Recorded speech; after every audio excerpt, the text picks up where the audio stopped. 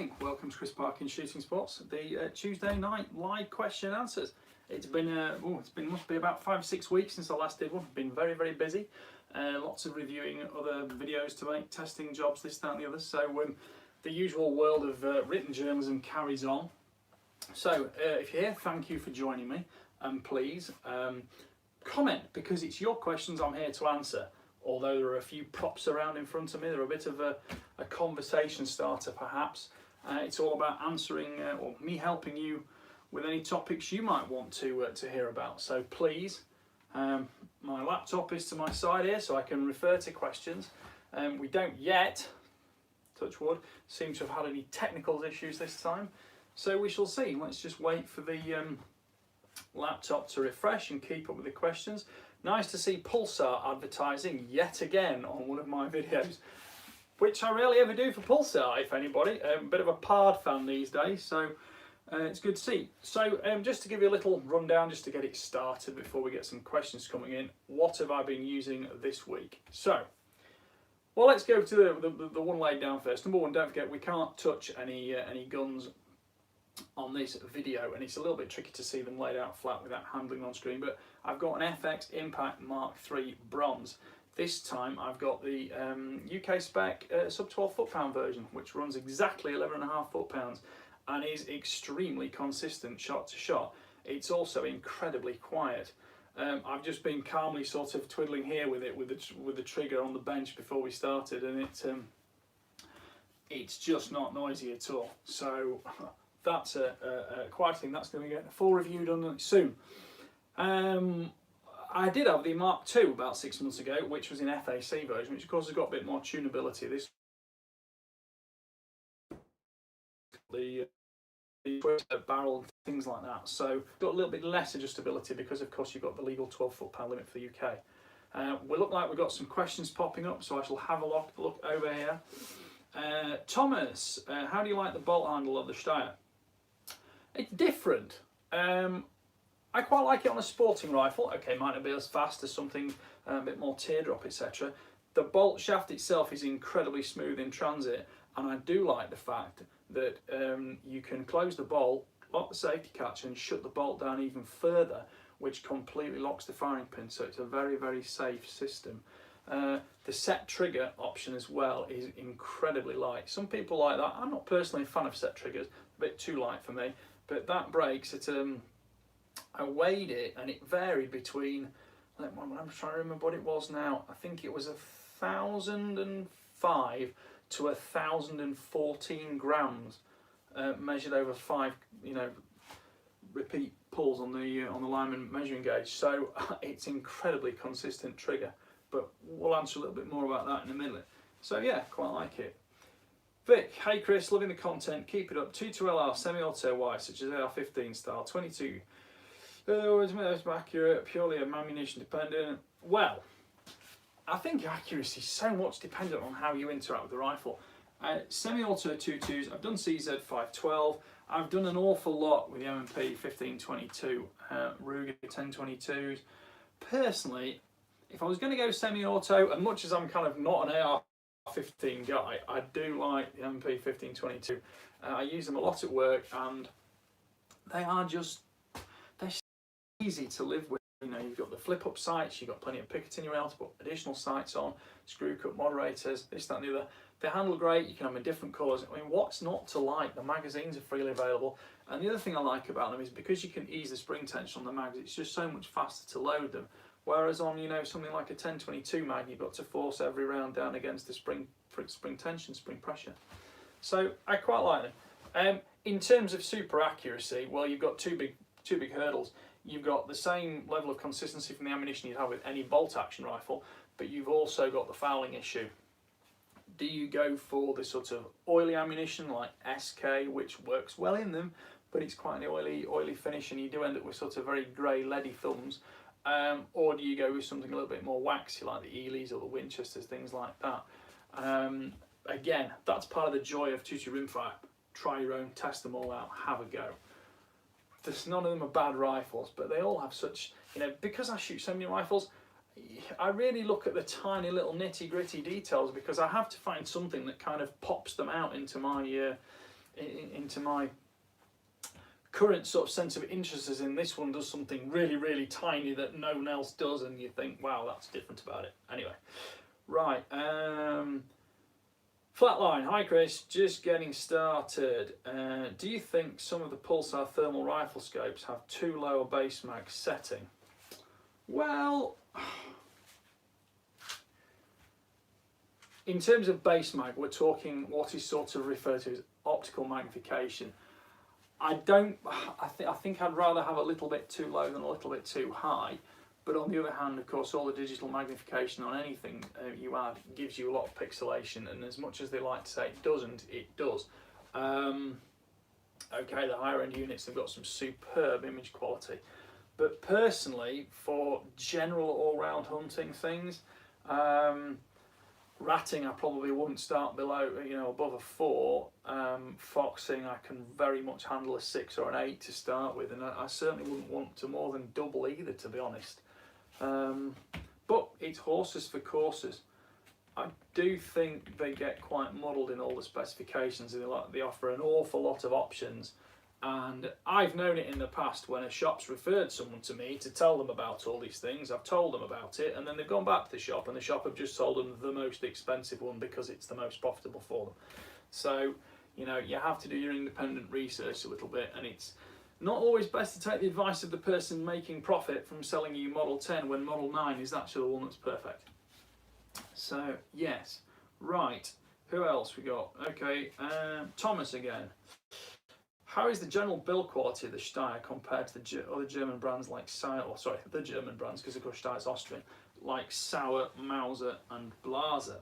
Well, interesting point, because Sauer, Mauser and Blaser have got very widely separated sort of starting prices, and although they share a lot of design, manufacturing and engineering standards, they are very, very different rifles. This one, if I refer back to my notes, this one comes in at £1,706, so you're talking mid to top end Sauer. I don't think you could say either one is blatantly better than the other. I kind of like some of the characteristic detail on the Shtire, like the spiral barley twist on the barrel, which is the external hammer forging, which isn't present visually on the Sauer. The magazine system on this is actually very, very nice. I'd love to be able to pop it out, but I'm not going to risk it. This is a 223, and it's actually got a twin column double stack top feed mag on it, which in 223 is quite unusual in a bolt rifle, because even though Sauer, let me think now, Sauer 100 Keeper, I've got one of those in 223, which is a rifle I'm a huge fan of, but that is still a single column mag, you can't top load it. Both of them are fairly similar if you've got to sort of niggle one in. I think if you've got to niggle in a spare round, the Sauer is a little bit easier, because the Shtire's got slightly longer before the round sort of fidgets into the chamber. But it's very much, I think it comes down very much to the character of the shooter. I'm certainly not feeling undergunned with either of them. I took this one out. This one came last week. I took it out, zeroed it. I'm using this with a Nightforce SHV on it, so it's quite nice to do it with the daylight scope, of course, because I do so much with night vision these days. I've used the PAR 008 LRF. This has got a PAR 007A on it, so it's the rear end add-on. Now, I've always wanted to really give one of these a good go, because although there's the slight drawback of sort of some ergonomic compromise, because of course you have got physically, X amount of optic or digital electronics to fit between your eye and the back end of the scope, but the mounting brackets fit well. There's no issue with moving zeros or things like that. You can click it on and off literally as far as click, click, off, back on, 3 seconds to turn it on. That's great, and it also means you can put all these collars on different rifles. You could have one on your air rifle for ratting, you could have one on a rimfire for rabbiting, and you could have one on a 223 or a 243 for centerfire for foxing. The only thing is, your eye is planted against it. 223, it's not really an issue. 243, okay, it gives you a little bit of a nudge. It's certainly not painful. Some people might sort of have the old echoes of a flinch come back to them a little bit, but no, generally speaking, as long as you've got a rifle, and you'll see this one, the scope is pretty much pushed as far forward as it will go. if you can push the sort of the rifle scope to the extent of where you're going to need it forwards for the sort of the most forward prone shooting, then by the time you may be out foxing, rabbiting off sticks or things like that, you are generally a little bit further back anyway off the scope. So I haven't found it problematic. Okay, it's not perfect, it's not ideal optimum, but it's an amazing compromise, and it gives you a huge amount of capability, because it doesn't matter how much night vision scopes say they're brilliant at long range, they sort of are and they aren't. I'd rather use a regular mechanical optical optic sight like this. But having that and being able to take it on and off as you please between 1, 2, 3, 4, whatever rifles for the price of a collar, which is about 40 quid the collars. Wow, that's actually quite a thing. And okay, I don't think I'm going to be popping one on a 30-06 to go wild boar shooting, but going between the airgun and the 243, that's a very broad spectrum for the UK shooter. So yes, I like that. I will say I'm going to be adding a bigger illuminator for the foxing stuff though, and you know, the SHV Nightforce, that's got a turret there and another turret cap there, so it might just block my beam a little bit, but we'll see. I've not been out in the dark with it yet mounted on there. I had one about 6 months ago and I never got the chance to put it on a rifle because I was using the 008. Anyway, I'm wittering now. Let's have a look at some other questions. There might be no one else that's come and said hello, so we shall see. Yep, that could be it then. Have we got any more? Oh, here we go. Right. Hi Chris, I've got 3k for a rifle and a scope for shooting on the range and hoping to get into PRS. What are your recommendations? Split it in half, spend about 1,500 on each if possible. There's lots of great scopes, you know, there's elements there, they've got Nightforce SHV. The elements are, that element Titan I think comes in at, I wrote the price down somewhere, 710, yeah, that's pretty, there's a lot of scope there actually. That's the first focal plane. That one happens to be a minutes of angle, but you can have it milliradians. Nightforce the same. You can have Hawk scopes I've used for less than £1,000 that in daylight conditions give you amazing dialing capability. I'm a milliradians fan, but most scopes these days are available exactly as you want, either minutes or mils. I know Highland Outdoors have done a lot with the Howa and the MDT range to try and get them within sort of realistic price brackets, and there's quite a few rifles, you know, at £1,500 that will perform better than you can. And the point is, it's all about learning and it's all about getting used to shooting, because although I don't shoot PRS, practical rifle, that kind of thing, it does occur to me that it's so much more about the shooter adapting to the situation than having gun X that will shoot tiny group Y. I am so put off by group discussion. And that's not that I don't respect competitions that are based on that between like for like equipped competitors, but you know, what's the best foxing rifle in the world? You know, what's the smallest group, which rifle shoots this, that and the other? It is so open to various everyday influences from factors, you know, ammunition, temperature, how slippery are your hands, you know, are you freezing cold wearing 3 coats out foxing when you've set the rifle up in, you know, August with a t-shirt on? There's so much more to it, and I think PRS is pretty much the same. It's about applying yourself. So look at the stock options, look at the, you know, things like the Howas. There are a lot of options. And the problem is, if you sort of go a bit more than 1,500 on the rifle, you start spending a bit less on the scope. And I would, you know, if it was my world, I would probably just spend a teeny bit more on the scope than the rifle. But it's all about what you can get, what you can feed. You know, something in 6.5 Creedmoor, one of the 6mm cartridges, or you know, those are the popular things. Because they're very good, middle of the road, great for ballistics and great for low recoil. Because you're not really bothered about moderators, you're probably going to be using a brake.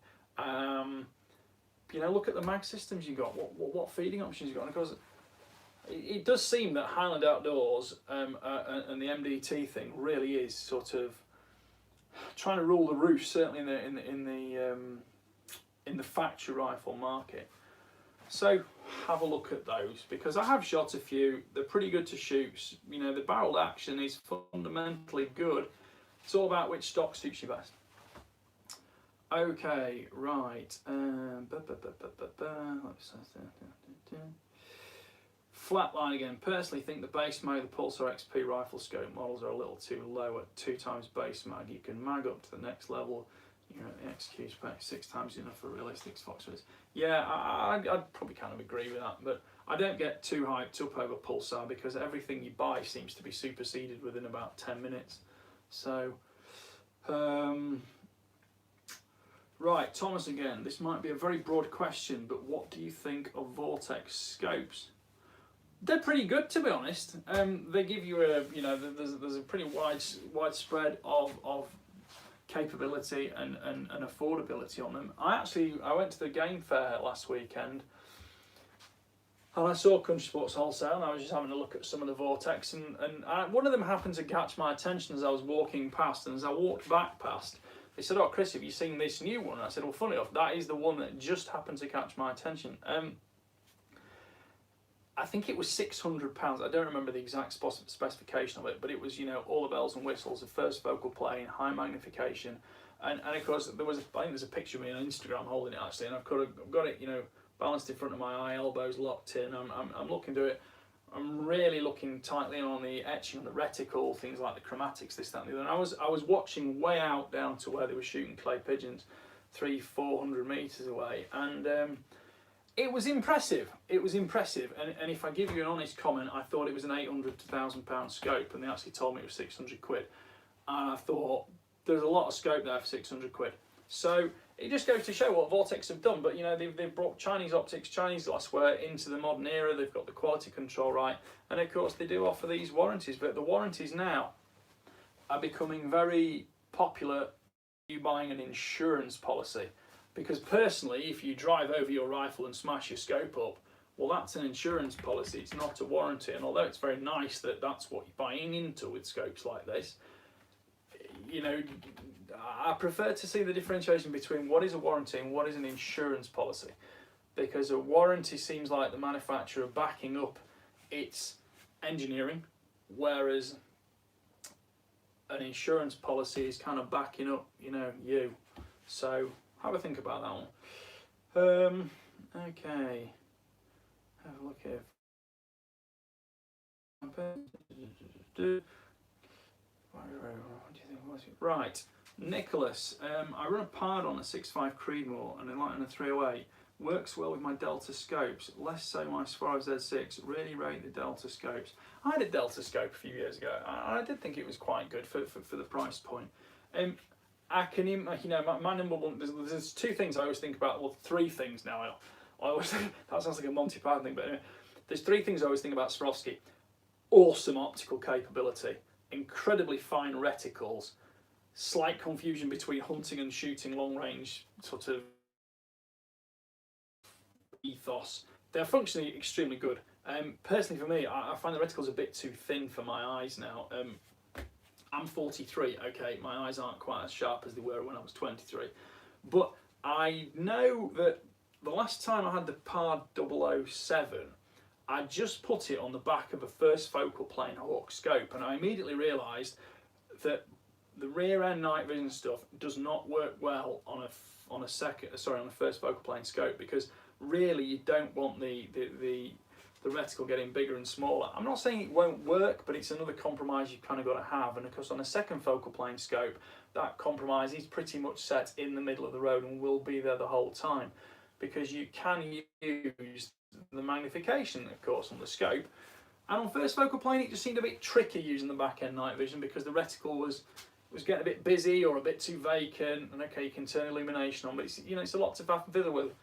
And this one, I'm just finding life a little bit easier. You know, it kind of just clicked on and I was shooting straight away, and I wasn't sort of fudging around to try and find the optimum setting for my eyes. So I can imagine the Sparrow, as you say, might be straining a bit because the reticle's just a bit too sharp. Fantastic in daylight, absolutely superb in daylight, especially on distant shots, precision shot placement, small quarry, things like that. I did the DS2 a few months ago, and you know, that's everything that's good about Swarovski in terms of that superb precision.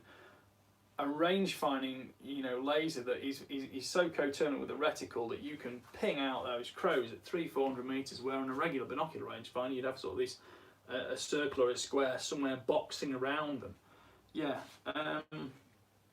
So that's my thoughts there, really. Right. Okay. I imagine on a 308, it's starting to give you a bit of a nudge in the head, isn't it? So I suppose it depends on what you consider field of view. Personally, I want to see the full screen, and I consider that's what the field of view is, but each to their own. Right, Siddy, hands up. Firecracker, how good of a shot are you? I'm so amazing, Firecracker. I am unbelievably good. I can hit everything no matter how far away it is. Except I can't. I'm just a regular guy, you know, probably a fairly alright shot. I certainly do enough of it. I don't sort of have any major issues with things like flinching and, you know, my head coming up and down like a yo-yo, like some people tend to have when the, you know, this trigger goes off, head comes up, looking for that. No, I'm alright. Watch the videos, you know, watch me shoot, see if you think I'm a clown or not. It's up to you. Up to you.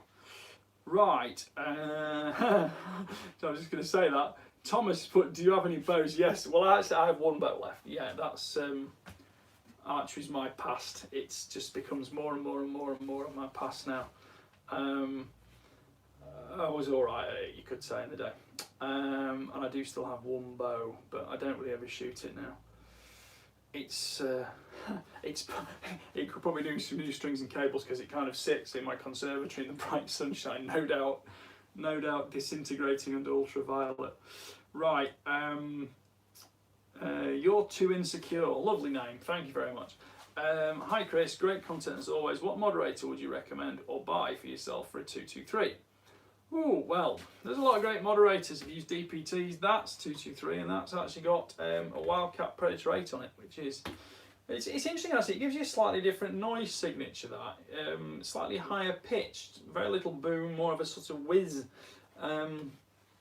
You know, definitely still very comfortable in the ears, and it's interesting to note that sometimes when they get rid of the big boom, you do hear a little bit more of the whiz as the bullet actually flies and displaces the air. But DPTs are good, Wildcats are good, I use a lot of those.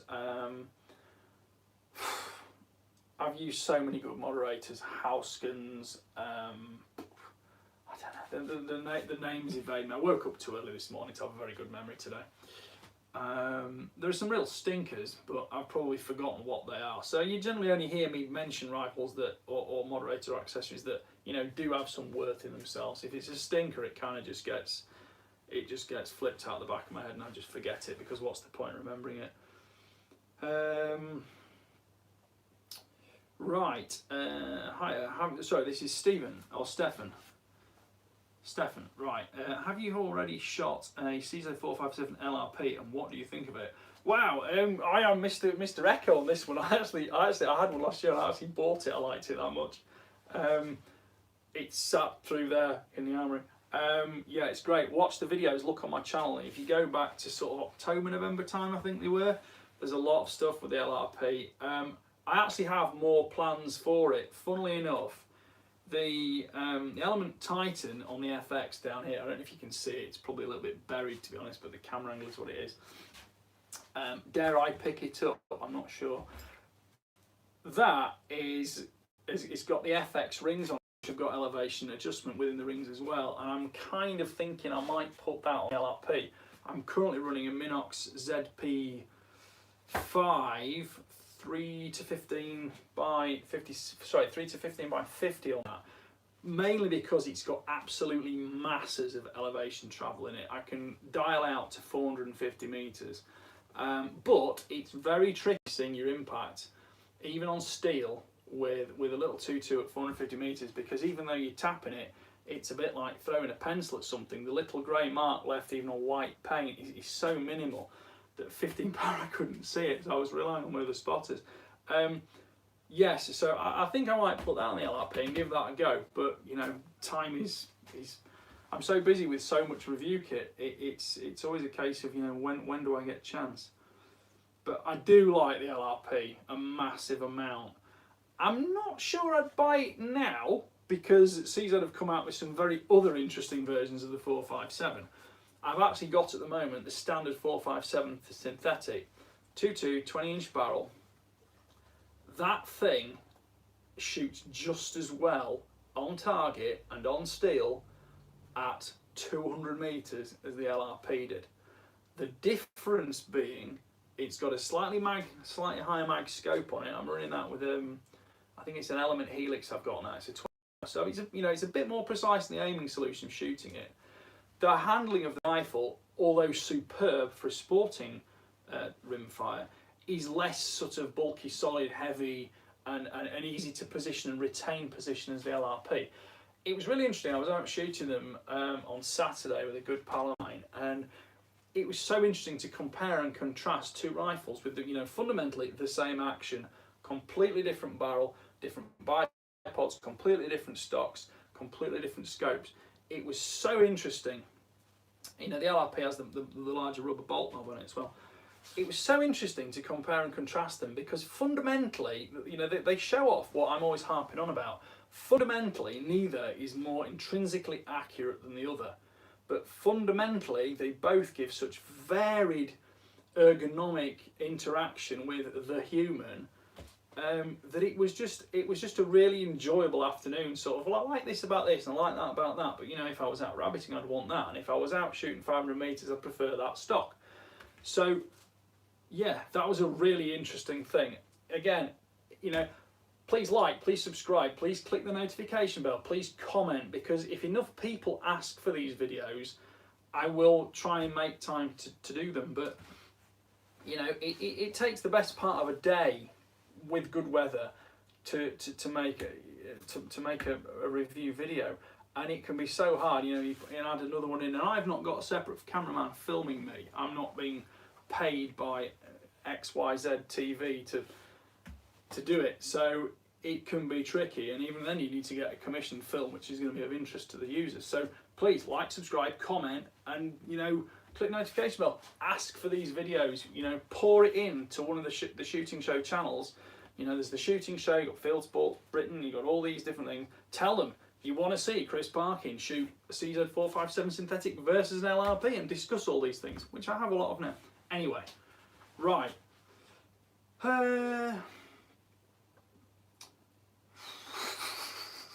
Right, firecracker again. Can you shoot a deer's nuts off at 400 yards? Very unlikely, because I would never try, because I'm not a child. Pardon me for saying my mind so brutally there, but I'm just not up for playing around with stuff like that. Right, again, not trying to flex. I can hit a coffee can with 2 at 10 yards. Nah, I can't use scopes. They're so much to me. My aim sucks, but at least I can get a deer, and that's what counts. That's great, firecracker. Wonderful for you. I'm very happy for you. LR Stalker. That's a kind of, I presume LR's long range, which is a kind of a. Anyway, stalking's getting close. Long range is staying far. Hello guys, is it a Par 007 good with scope with parallax? Can I focus picture well? What I'm bustling over? Yeah, I would think you want with adjustable parallax, because you do need that control over it. Again, you're not said what kind of quarry species you're looking at and ranges to them. I would definitely recommend an adjustable parallax, side parallax scope, because it is easier to set up. You can get very, very crisp sight picture, because you don't get the hideous problems with pixelation like you do with a completely integral low magnification night vision that's then got a lot of digital zoom on it. So there are some big benefits to that slight ergonomic downside, and I don't think either one wins outright. I could be suspicious that with a Picatinny rail rifle, I could see me very much erring for that. Yeah, I think that will be the case. Anyway, right. David, hi Chris, do you ever do a full review on the Blaser K95 Carbon Kiplauf? Did I do a full review on it? I did I did a written review for it in Rifle Shooter. That must have been about June last year, I think. I think the only stuff I did on camera with it was I was just adoring shooting it, messing around shooting plates at 200 meters standing up, just because it was fun. It's a very, very different rifle, and a lovely example of what can be done with the greatest old world knowledge of ergonomics and the way the rifle handles and the simplicity of the single shot, the purity of the rifle, versus the ultimate, you know, Blaser engineering standards and the beautiful carbon stock. That carbon stock is a work of art, both ergonomically and mechanically. I think, actually, if I remember it rightly, they told me the price of the rifle, and I kind of went, oh, quick, done, photographs done. I send that back because it was, I think was it about 12 or 13,000 quid by the time I had the rifle, scope, moderator, sticks, this, that, and the other. And I get a bit nervous carrying that much kit around me. But yeah, that's a fine rifle. I did actually put it down as one of my floating 5, that if money was never an object, I couldn't not find space for that in my heart. Lovely gun, lovely gun.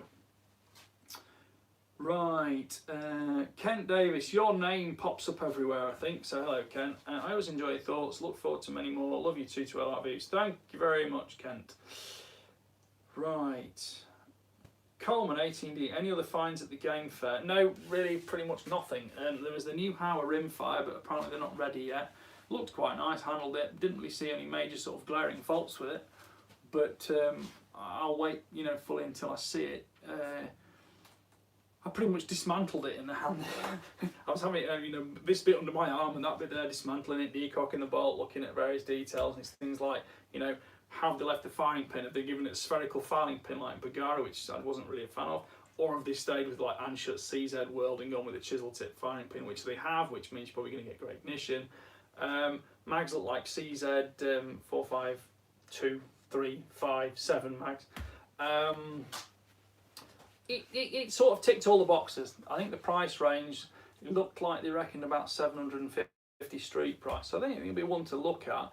It's not quite as deluxe as some of its competitors, but you know, do you want pure functionality or do you want to go a little bit more deluxe? So that can be down to you. Other than that, I saw the crispy boots. I didn't see a huge amount that jumped out at me. I only spent a day there. I'm racking my mind for anything. You know, those are really only the 3 things. There was the scope at Vortex. You know, there were bits and bobs. I quite like some of the tree start. I don't remember the name of the company. I mean, I went to look at Tom's targets. They're always good stuff. I had a look at some of the tree stands, which were quite nice. I do tend to build my own stuff though, because I like building stuff with wood. But they, you know, they look quite nice. They were quite versatile. There were some nice target stands and things like that. I'm so hard to impress, and I'm used to going to things like EWA where you're being absolutely brand new kit. This year's the very latest is being thrown at you, and of course at the game fair, the one thing I really did mess up on is I didn't get to Ray Trade because I wanted to see the new Weatherby's, and I completely missed it because I was messing around all day trying to find people and trying to get in touch with people, but the phone reception there was pretty much zero. And I probably made a mess up there. But yes, I hope to get one of those Weatherby's because they do look quite interesting. Right, who's next? Dave Levine, hi Skid, Kent Davis, Coleman, he's good fans again. Michael, hi Chris, great content as always. Do you think the 243 will be redundant shooting deer with lead-free bullets? Seen quite a few 243s being traded in for bigger calibers. I can't see a great future for 243, and especially if you're in England, maybe not so bad, but if you need to go 100 grains, I think, you know, it's just not going to work for you. And as much as they think they're going to make bullets that are pretty much short and stubby enough to get within the Greenhill formula and twist rates that'll stabilise them, I'm really not sure. And do you know what? I actually get a few rifles come to me these days that won't even stabilise lead, and it's not that they're over stabilising them, they just won't stabilise them. So I can't see a great future. The 80 grain GMX I've used quite a lot. They work well, but that's pretty much your limit. And of course, if you go to the heavier bullets, you're going to physically be going longer, and you know, you're going to lose that sort of the longer tangent ogives and the better ballistic coefficients. If it doesn't matter to you, it doesn't matter. But if it does matter to you, I can see the 6.5. The 6.5 has been pretty much killing the 30 caliber for the last 5 years anyway. So why it wouldn't continue and carry on killing the 243, I'm not so sure. The slight caveat to that is something like the 6mm Creedmoor is generally being specified with a faster twist barrel. I think I had one a couple of years ago from Savage in a 7-inch, and if the bullets are there, that'll stabilise heavier copper bullets. But it depends if anybody's making the bullets, if there's demand for them and the prices. And I think 30 cal's always been so easy to feed because it's just so capable, so versatile. So yeah, my feeling might be that 243 might have its days a little bit shortened. Right, Craig, a friend is looking at getting his FAC for deer and foxes. Most ropes and fallow, I suggested 243, but will 308 be better all rounder? Well, not really for foxing, no, but you know, if he wants that, I think he's going to be going 6.5mm. See previous question, because okay, if he wants it for himself and the deer for himself, then it's not the factor it is if he's culling or wanting to sell them to the game dealers. But I don't get too involved in all that because it generates an awful lot of bad publicity and a lot of people shaking handbags to each other. But yeah, I can see 30 cal is always a great choice for any deer stalking, but it's on the bigger side. If it's urban foxing, 30 cal's getting quite big. Okay, you can still shoot it safely. It's not particularly viciously noisy, but you know, I go for a 6.5. They're just, I think I own about 3 or 4 6.5s, and I don't even have a 308. So yeah, go 6.5. It's a bit future proof. Right, well, it looks like the questions have dried up. We have perhaps reached the end of our interest in me. Oh no, here we are. Thomas is back. Thomas, do you think the 6.8 Western will catch on? It will if you all want something different and go and buy one. It will if the ammunition's easily available. Will it be anything ballistically amazingly different? No, it won't. You know, you can't change the laws of physics, and every caliber, every cartridge is somewhere of a middle ground between the one below it and the one above it, and all you're doing is filling gaps. So you know, you go from a 2 to a 4. There's a 3 in the middle, but there's also a 2.25 and 2.75 and etc, etc. So yeah, you can always keep filling the gaps. It's got, you know, what's the 6.8? It's is a 6.8 a 270? No, that's 270. It's not like it's anything hugely different, and it's still projecting X amount of lead or copper, or lead and copper at Y speed, so it all depends on the availability of the ammunition. Right, what time are we on now? Oh, we've managed 8:37. That's actually not bad because I haven't been on for six weeks or so, so I wasn't even sure if anybody would turn up. So thank you for turning up for those who did. I will do a couple more refreshers and see if anybody can pop up at the end, but I think we might be high and dry now. So yes, thank you for watching. Please like, please subscribe, please comment, you know, shout at me, tell me I'm an idiot, tell me I can't shoot the nuts off a deer at 400 yards if it makes you happy. I think another question might have just popped up, but you know, stay involved, because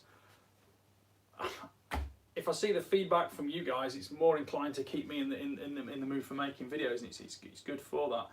I'm on a bit of a, I'm sort of keeping my head down in a way at the minute, because my big video is getting dangerously close to 1 million views, and I've never been anywhere in that stratospheric ballpark before. So if that makes 1 million views, I will be very pleased indeed. Just not because of, you know, it makes great amounts of money or anything. It's just quite a feeling of I've got something right. And if not for the viewers, at least I've satisfied YouTube's algorithms, which in fairness have, you know, been a big factor in that large viewing figure. Most importantly, share my videos with your friends, because I would like to hit 10,000 subscribers, because as these little iterative stages keep increasing, YouTube becomes more worthwhile for me to get involved in, because it's not that I hate doing it. I like doing it. I like the interaction, and I love doing these live videos because it's great to see people feeding back and talking to me. I'll give you a factor now. I get more questions on an evening doing one of these than I've had in the whole time I've ever written magazines, which is now 11 years. Readers don't like writing questions back. They like doing it on the internet, especially when they can use a fake name. So let me just catch up a couple of these. Right. Thomas, is copper the only alternative to lead? There will be other things. I think Winchester have been doing things with sintered tin and whatever. So there will be other options. I mean, things like the Barnes varmint grenades as a varmint bullet have been using sintered tin, I think, for, I don't know, more than 10 years probably. I had some years ago of those. So there will be other options. You know, metallurgy's always got, metallurgy's, you know, a bit like cartridges. You can keep alloying things slightly differently, but you know, you do come back to this fundamental factor that at some point, in just the same way you've had to do with shotguns, lead is very dense. We certainly aren't going to depleted uranium. Density is great for bullets because it holds its energy and it doesn't, you know, it allows you to maintain great ballistics. And when you are seeking to maintain the physics of that material, it's very hard to maintain the physics of it if you can't maintain density and all the metallic properties of it, and which is why there are many hundreds of alloys and thousands of alloys, you know, based on other elements combined. So that's not to say that the job can't be done, and okay, copper might behave slightly differently, but it does work. It's just we all have to slightly re-educate ourselves and evolve towards it. Right, well, there's some more. Right, Adrian, as always, really enjoy your channel. Cheers, Chris. Thank you, Adrian. Nice of you. Thomas, when is the review of the Shtire coming out? Well, we say that. This is going to be hopefully staying with me for a few months. The farmers started harvesting 4 days ago. I've actually been out today putting up some permanent pigeon hides, which will also make some good foxing hides as well, but they need to sort of sit out there and sort of mulch and rot for a bit, you know, blend in the natural surroundings. It doesn't matter how much hessian you wrap around things and fray the ends, it all takes a while. This is going out foxing. I got it zeroed Thursday, checked out the site, give it a little run in. Interestingly, the Shtire actually says in the manual the way they want you to run it in, and that's very rare for a rifle. So, you know, hats off to you, Steyr, for actually saying that in the manual, which was well written and very, very, you know, very well explained. And it was a nice size manual as well. It wasn't sort of trying to read tiny little figures with a magnifying glass. It's zeroed. I've got the ammunition. I was running 55 going 100 VMAX through it. I didn't chronograph them. It'll be doing about the speed it says on the box, as much as it matters to me, because I'm not going to be doing some great ballistic experiment with 223 on this, because I'm going to use it for foxing. I'm super looking forward to that, and the point is that that is actually, in a way, the focus, pun intended, of my interest in this whole project, because I can kind of pull the rifle to pieces in 10 seconds before I've even taken it shooting. Shooting's kind of just putting the rubber stamp on it. That does everything I need it to do, and I do it comfortably and confidently with it. So I don't really have any doubts about that. So it's all about this, and as I say, I'll be putting a PBIR illuminator on the scope for foxing with it. So I will be feeding back on that, but I suspect it's going to be at least 4 to 6 weeks before I've got a really justified opinion of it. Most of my fox shooting's done on foot using quad sticks, so probably Steyr. Sometimes, you know, use the tripod if I'm a bit more sedentary, and if I'm going in the hide, I've never really gone foxing from hides much, so you know, that's going to be a bit of a new thing for me. And you know, putting them all out for pigeons makes them a bit dual purpose, so I'll be doing some of that. So I will be feeding back on that. Keep your eyes out for it. What else did we say? Right, flatline. Fair job, Chris. Answering questions on the fly is something I could never do. Well, you know, I try where I can. I try where I can. People say I'm fairly good at explaining things and remembering things, but you know, there's a million and one details on all the rifles I've reviewed. And someone said, and people say to me, you know, oh, you tested the Sauer 100, blah, blah, blah. What length barrels is it available in?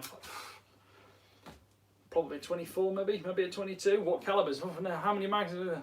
And there are a million factors I will never remember. But my whole ethos has always been to shoot as many rifles as I can in as realistic a situation as possible, so I can give you a bit of my feedback as to how they compare with one another, because I'm not interested in telling you why a £4,000 Blaser is better than a £900 Howa. That's one market, that's another. But you know, I can compare and contrast. One of the most fun articles I did was about 18 months ago, and I did a compare and contrast on a Howa 223, my mate's rifle, who's been using that foxing for years, versus the Sauer 100 Keeper, which I've been using for on and off for about 4 or 5 years. Really nice. I really liked the article. It was one of the few articles that I got quite a lot of feedback on from readers and editors, and it was great to sort of compare and contrast the different ways of doing things. But at the end of the day, they both shot just as many foxes. I know which one I'd choose, but I wouldn't say Dave was wrong with what he's got. So yeah, that's my ethos really. I don't want to say that £4,000 rifle's better than your rubbish piece of £900 junk, because that's not the case. Because I know for myself, I would rather have a less expensive rifle that will do everything I need it to do, that is not going to get destroyed, because I have a secret. Last week I knocked over a pile of boxes in the garage, and I dropped a gun in a gun case, and I thought, oh, it's alright, it just sort of fell flat on the floor. What I didn't account for was the fact a ladder fell over and landed on the box. And although there are no marks whatsoever on the outside of the gun case, or actually no impact marks on the rifle itself, I have cracked completely down the full length, both sides, the walnut stock of my Varrock HW100, which is one of my absolute all-time favourite guns.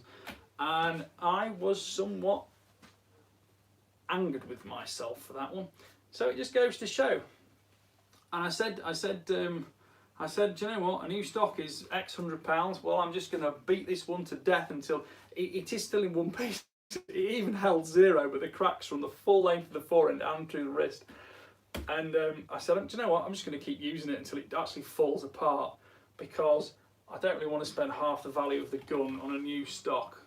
You know, one day it will come. And the point, more importantly, the gun itself wasn't damaged, and it's like it held 0. The scope wasn't damaged. That's great testament to the gun and the mounts and the scope too. So you've got to take the rough with the smooth, and sometimes, you know, we all make a mess of things, don't we? So, right, Thomas, I understand that Sako S20 is supposed to be the Sako's new flagship rifle. Do you know of anything new, interesting coming out for its modular system? Oh, Thomas, the Sako S20 and I have a somewhat checkered history, which I can't really talk about because people don't like me for saying what I actually thought about it. And what I thought about it was in its own right, it's an acceptable rifle. It's quite a nice rifle. It handles well, it shoots well, triggers good, everything works. But in terms of the modularity of it, I think that's a bit of a, I don't know, is it a white elephant it's called? I don't know, something like that. I just don't really get it, because, you know, what's the point of having a target stock with a lightweight 18-inch and 20-inch barrel? And it seemed to be promising a lot in the stock that wasn't being kept up with by the metallics.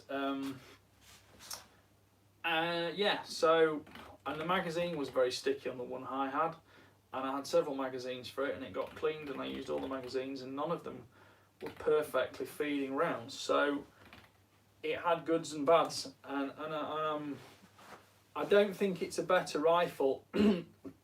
Let's face it, the 85 is not a better rifle than the 75, and the S20 is not a better rifle than the 85. My money, I always liked the Sako A7 actually. That was the one I liked the most, but they don't make that now. To be fair, my money would still go on the Tikka, because realistically they're all made in the same factory. They're just different designs, and although the Sako has this, you know, the great 3-lug bolt, this, that and the other, and yeah, there are some quite nice handling elements to a 3-lug bolt. Well, the T3 has a 70-degree 2-lug bolt, which is no slouch in its own right. Triggers are pretty much all the same. And the one big thing is that on the 85 and 75 you could top load the mag in 2 columns. On the S20 you now cannot. So the S20 has no technical magazine loading advantage over the T3. The A7 was interesting because it actually had feed lips on the mag that would spring apart, and you could top load that through the ejection port. So is it a step forward? No, I don't think it is. I think it's, you know, it's Cerakote this, it's shiny that, it's just a different, it's like a new car. It's a new car. Is it better than the old car? Well, a car's, do they get hugely better? They might get a bit faster than, no, I don't think rifles can achieve anything like cars can achieve in terms of the technological advance we've seen in cars, even over the last 5 years, never mind the last 50 years. And are rifles any more accurate now? Well, they're probably a little bit cheaper and a bit more available to be accurate rifles, but they're just made to closer tolerances in factories now. They don't need as much hand finishing and fettling. So there we go. Anyway, right, have we got any more? There seem to be some questions that have been popping up on the iPhone screen, but they haven't quite made it over to the laptop yet where I can actually read them. Right. Fabian he's retracted his message. Thomas again, I held the S20 in a gun shop. The plastic felt very cheap and noisy, and the modularity seemed quite difficult. Well, I'm not going to disagree with that, Thomas. But they don't like me now, so I won't be doing any more reviews of Sakos and Tikkas anyway. Because I've paid the price for telling you all the truth. It would appear. And 930,000 of you have watched that video. Right, Darren. Darren, I'm sure. Where's your name come from before, Darren? Cry Chris, hope you're well. The Blaser duck is happily sat over my reloading bench. Darren, did you? Oh, you? Yes, you won the goodie bag, the goodie box from Sauer on my last video, which, yeah, it seems like it's absolutely yonks ago now. I'll tell you what you haven't got though. You haven't got one of these. Let me just grab it. I don't actually use it because it blocks my number plate, but I actually put one of the ducks on one of the Blaser tail toe ball things just because it amused my daughter. So I can put that on there. It does block my number plate though, so I don't use it. Yeah, so I'm glad you like that, Darren. Thank you for coming back, and thank you for saying thank you. It's always good to see some return visitors and some repeat comment. Well, I think that might round us off quite nicely. Oh no, there's another question popped up. What was the other question? It's on my phone. Let me just press F5 there. Hernan, yeah, you've seen Hernan before. Hey man, do you have any experience with Christensen Arms rifles? Ooh, yeah, I had experience with them long before Sako didn't like me.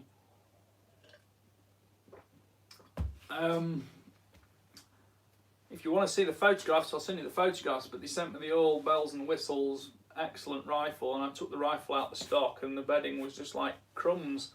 I've had less toast in bed less crumbs off a slice of toast in bed in the morning than they were in that stock, and I've got the photographic proof of it. I wasn't particularly impressed with it, didn't shoot particularly well, wasn't really thrilled with that carbon, I think it was a carbon barrel, but the bedding I thought was a little bit insulting, to be honest, because if somebody sold me a bedding job on a rifle of that price, Browning do some quite interesting, you know, quite simple but effective bedding jobs on factory rifles, and it does make a difference. I've had a lot of Browning X-bolts that shoot despicably well, and you do the bedding test on them, you know, the action stress test, and they're very good. And when you take them out the stock, okay, it's a bit of hardened bedding under the front bridge and a bit of hardened bedding under the rear bridge, but mechanically speaking, that's all it needs. Okay, it's not the most beautiful job in the world. It's not a hand-finished bedding job that's like a butter smooth mirror finish like a good gunsmith does, which I completely think is a value. I think that's an absolutely worth every penny on a rifle having a bedding job done on it by somebody who knows what they're doing and why. But in the factory rifle world, functional, I'm happy with. If it's not the most attractive thing in the world, fine. But that's on a fairly low end factory rifle Browning. The Christensen was an expensive gun, and the bedding job looked like it had been. No, it was not a bedding job suitable to a rifle of that value, I'm afraid. Right. Right, Thomas again. I've seen videos of the Sako 85 where the empty cartridges hit the side turret when ejected, and Sako admitted that it's a general problem on medium and long action rifles. The 85 has, that's got a manual ejector, hasn't it? So of course the speed with which you withdraw the bolt can affect that. I can see that happening. Generally they only ever send me 243s and 308s, so I'd never really go to the long action stuff anyway. I can imagine that being a factor, but I was never a huge fan of the semi-controlled feed bolt face, because I think it has the likelihood of fundamental problems with it, not dangerous problems, but just functional problems, are there. Because when the bolt slides back, if the cartridge head is not tight under the extractor claw, it can slip down the bolt face, and the bolt then comes back, and the cartridge is sort of left there at the front of the magazine well, sort of half poking in through the abutments, because it slipped off the bolt face. Now that's all very well on a custom rifle or a rifle with, you know, a nice tight claw on the side of the cartridge that's holding it against the bolt face to keep that grip on it. But if it's not got that grip on the bolt face, the cartridge can fall off, and that's a little bit dependent on the relative dimensions of the cartridge body and the neck. So for example, it was on a 243 I had one, and as the body comes out of the chamber and it loses support, it drops away, and of course the neck isn't really there, left there to support it either. These are all very, very minor factors, but to me that suggests a fundamental possibility of weakness with a semi-controlled feed bolt face. And let's face it, all the legendary reputation of controlled feed bolt faces, pre-64 Winchesters, etc. like that, we're talking guns that had an awful lot more hand fettling done to them, and not in the modern era of small cartridges either. So you always had that slightly more longitudinal withdrawal before you lost the support of the chamber itself. So yeah, the 85s I've had, other than that 243, have all worked okay, and they've been accurate guns. I had an 85 Black Wolf that was a 270. I'm not really a 270 fan, but wow, that thing really did just drill holes. But I wouldn't want to be shooting it all day. It drilled, you know, 5 holes, and then I was done. Right. Right. Hernan again. BC's way the ejecting mechanism works on the Sako is not a fault, just a design feature. Yeah, I'm still not a fan. No problems with the 75, and Tikka's never show a problem, both on, you know, push feed bolt faces. The 85 didn't show a problem. So yeah, 75 and Tikka are fine. The S20 didn't show a problem ejecting. The 85 is what I was just saying about. I think I mentioned though, you know, you lose that twin column feed and twin column mag load on the S20. You know, that seems like a bit of a back step to me, when it was such a selling point of the 85 and 75. Right.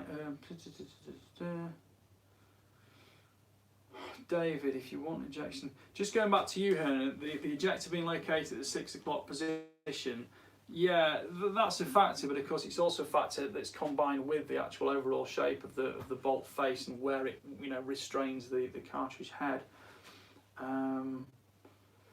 Darren, any recommendations on a deer hunting bullet in 308? Mauser M12, so 11 twist, I'm just about to start loading for it. In an 11 twist on a Mauser M12, the world is pretty much your oyster. I sort of, if you're still saying lead, I like the 178 Hornady Precision Hunter, which is the ELDX bullet. I've shot that round in a lot of 308s, and it always seems to be nudging up to the top of the sort of ladder on what shot well through them. You know, there aren't really many bad bullets or bad ammo, just some of them suit rifles better than the other. I like the 11-inch twist. 12 is fine. 150s, 165s, 168s. 10's great. There's not really a problem with over, you know, with a 10 and a 308, but an 11 just seems to fit that lovely envelope of the 168s to 178. Those are where I really like in a 308 and a 3006, and I don't go bigger than that until I'm on 300 Win Mag. So yeah, like try the 178 Hornady ELDX. But of course that 11 is going to be a lot more future proof when it comes to copper. Again, 308 is generally not a problem because you can run, let me think now, what's a 308? There's a lot of 308s with a 10-inch twist, and you do get some quicker ones as well, so so easy to feed at 308. You've got so much variety. Manoeuvring space, let's call it. Right, Darren, Chris, any recommendations? Blah, blah, blah. Thomas, again, Chris and Sam's rifle, carbon fibre barrels don't like getting hot. Well, have we got more than 3 hours left, Thomas, to talk about carbon fibre barrels and getting hot? Let me just speak my mind on this one. I don't like combining steel with an insulator on something that's very prone to become problematic when it gets warm, with differential cooling ratios, expansion ratio, cooling speeds, expansion ratios. I think you're just entering a world of hurt, to be honest. I'm not saying there aren't places for carbon barrels, but there's none in my armoury for a carbon barrel. Not yet, anyway. Right, Christensen. Yeah, double plunger ejectors on the M18. It shoots them out quick, far. Yeah, I've never had a problem with it with a Sauer and Mauser ejecting for that reason. It's a little bit belt and braces because Tikkas don't have a problem either, and it's a very similar sort of principle. Remingtons, although they've been beaten up for years for having that integrated extractor clip that fits in the bolt face, I generally always think that people have broken those, that people have been running over pressure loads. But yeah, there's you won't get problems with Mauser, Sauers, Tikkas, stuff like that. Some people don't like the fact it dents the case mouth a little bit as it sort of flicks against the chamber wall, but if you're not reloading, who cares? Even if you reload it, it doesn't make a huge amount of difference. Okay, you could say it's work hardening the brass and things like that, but there's more to life sometimes. Right, it sucks to hear that Sako doesn't like you reviewing their stuff anymore. They should embrace criticism and run away from it. Shh, well, there we go. Right, if your unit had problems, that's a fact. It came out of their factory. Well, that's very true. That's very true. I actually had the dealer case, and I had all, you know, the various different stock options and this, that, and the other. But you know, if someone like Blaser did a dealer case, well, you'd need a 3.5 ton dealer wagon for a Blaser, because the number of options that will fit on a Blaser, because it's an entirely modular system. And okay, there are some slight dead ends where you can't add X with Y, but if you've ever seen a Blaser order book, it's like a telephone directory, because there are just so many options, and all of them are engineered to work exactly as they should, where they should. So that's the other extreme of a very wide range of accessories. And okay, you know, none of them are particularly cheap additions, but they're all work as they're designed to work. Right, I think that's it. And if it is it, let's have a look at the time here. Oh, that's beautiful. 2 minutes past 9. And another question pops up. Well, we'll see if it pops up there. David, what do you make of the new fad for tripods and saddles? See one behind you. No match for quad sticks, surely. It's not a competition. I found places where I quite like saddles and tripods. I've also used quad sticks for 6, 7, 8 years. I love quad sticks. But I do have, and it's all dependent on where you go shooting, because you know, I've got various different bits of territory. I don't really ever shoot from the vehicle. I usually shoot from foot quads, or if I'm going sedentary on the ground, I'll use the tripod. High seat, I'll use the high seat, and I'll just roll a jumper up, coat up, whatever on the rail. I think they've all got used to say, oh, you buy this tripod, it's going to do everything. It's not going to do everything. No accessory does every one thing. They all have pros and cons and benefits and weaknesses. I've got those are the bog sticks, which I quite like because they're not super expensive, but the clamp at the top has got these ribbed rubber fins in it, so you can clamp it down on the fore end ahead of the magazine. You've still got magazine access. You can clamp it down the fore end, but you don't need to put huge amounts of force on it. And I have had ones where you've got to put a lot of force on them, and it actually crimps the fore end of the stock, and you do get barrel contact. And okay, some stocks are more susceptible than others, but light sporters didn't like those ones.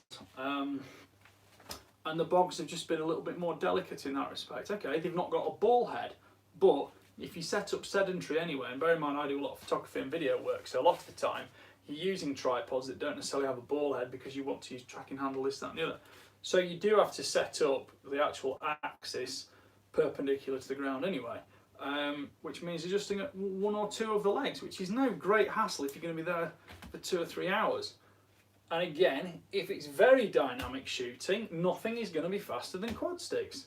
They're also lighter, and the big thing with quad sticks is you can use them as a walking aid and you can use them as a glassing aid, because when you're walking around, these are both sort of hooked on here, if I take them down probably all the things will fall off, but you can, you know, put your quad sticks down, stand with them, hand on your arm, you know, your hands in your chest there, binoculars on top, a little thermal, you know, etc. So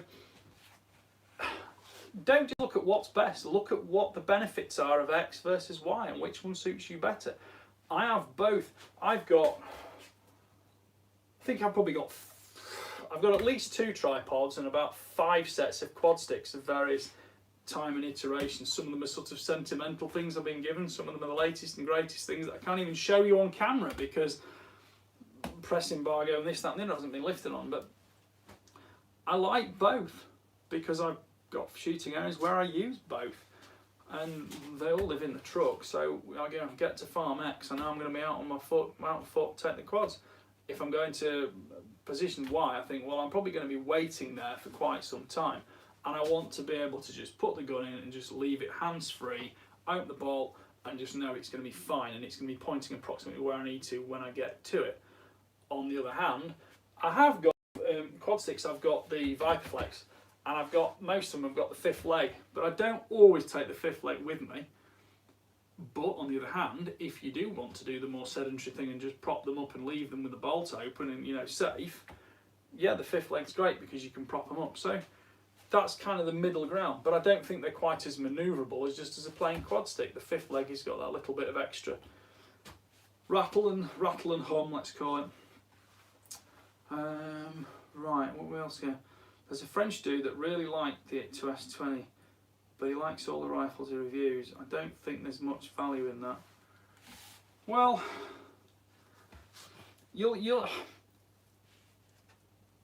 I review a lot of rifles.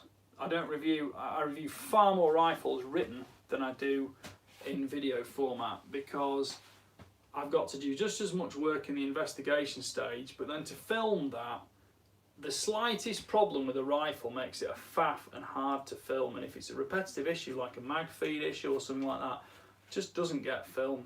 I haven't got time, and the article, you know, can reflect on that without destroying the whole film.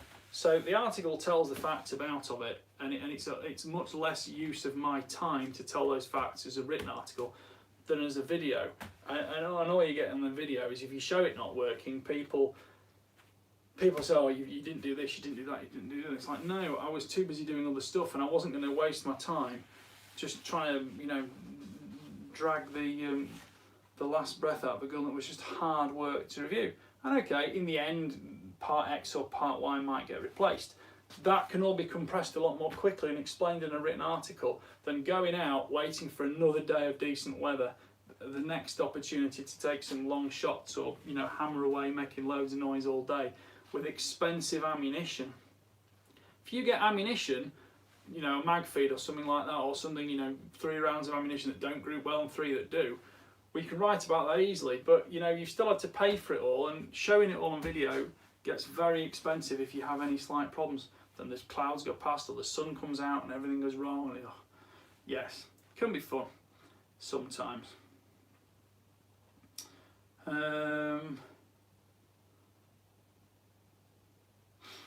Hernan says, but who knows, maybe all the rifles he gets are good, the French guy. Well, there's good and there's good. You tend to get a lot of prototypes and a lot of, you know, rifles that have been around and been a bit battered by the press circuit, and you know that's not something that would have appeared on a new rifle. So you kind of neglect that, you know, you negate that, you can rule it out, because you know through experience, manufacturer X don't send junk rifles to the shops. They don't send them to customers. But when a rifle's been around 10 journalists or on a media day and absolutely rattled to hell, then yeah, they can start showing rough edges on them. But that's not the new rifle, and that's a rifle that's been heavily battered by people who I wouldn't say don't care about it, but aren't interested in the necessarily the longevity of the gun. So rifles like that don't look great on camera, and it doesn't show well. But that's not to say the new rifle won't be good. And I know, I know if I get a rifle with a huge scratch on the barrel that someone's done, that's not going to have come from the factory. That's not how it's supplied. But it doesn't affect me actually giving it a technical description in an article, and I know that wouldn't be there. But in a video, oh, that's scratched, it must be rubbish, they must have rubbish quality control. It's like, no, I've just been given a rifle that's been well used. It's just that they're usually second-hand rifles, so I guess the S20 is a litmus test for rifle reviewers. Well, let's just say I often look in quite hard when I see other rifles reviewed and look at the serial numbers, because like I've just said, same ones can go round and round and round. Chris Cato, hi Chris. Chris Cato, Chris, hi Chris. Too many Chris's. I've got loads of friends called Chris as well, so it can be Chris, Chris and Chris. Right, hi Chris, just bought set the Blaser 2.0 sticks, really good sticks, hold the rifle really well. The thing I had some Blaser sticks about 18 months ago, and I do quite like the fact you can kind of steer the front end, it is super precise, but I wouldn't say it's the definite factor for me. It's a nice function, but I like Viperflex as well. But it's an interesting factor. Right, I really am going now because it's 9:10. Thank you all for watching. Thank you for your questions. Thank you for your continued support of my channel. Please like, please subscribe, please comment, and please share it with your friends, because the more subscribers we get, let's be honest, I get a few more shekels from YouTube, and mainly Pulsar, who love to advertise on my videos, who don't send me stuff to review themselves because I don't generally say the wonderful things some people say about them. So there we go. Right, well, it's 9:10 GMT time, so I think I'm going to go inside and have a cup of tea. Everybody, look after yourselves, stay happy, good shooting, good hunting, and enjoy life, and just be nice to people. Thanks for watching. Bye for now. I shall stare purposefully at the camera there, and then I shall walk over to it, huddle around my bench, and turn it off. Right, cheerio.